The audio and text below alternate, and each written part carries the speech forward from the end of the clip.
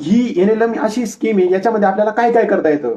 तर एनएलएम मध्ये तुम्हाला शेळी पालन करता येतं, मेंढी पालन करता येतं, कुक्कुट पालन करता येतं, वराह पालन करता येतं आणि त्याचसोबत तुम्हाला मोर घास निर्मिती प्रकल्प सुद्धा करता येतो मित्रांनो या स्कीमच्या अंतर्गत मध्ये. आता आपण एक युनिट घेणार आहे, जसं की शेळी पालन हा एक सब्जेक्ट आपण घेणार. आता शेळी पालनाचं एक युनिट घेणार मित्रांनो.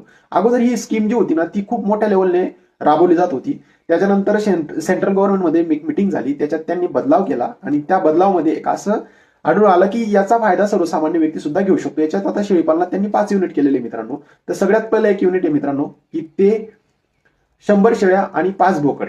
याच्यासाठी सबसिडी असणार आहे 10 लाख रुपये सबसिडी असणार आहे आणि एकूण तुमचा जो प्रोजेक्ट असेल तो प्रोजेक्ट असणार आहे तुमचा 20 लाखाचा. दुसऱ्या नंबरला असेल मित्रांनो की 200 शेळ्या आणि 10 बोकड.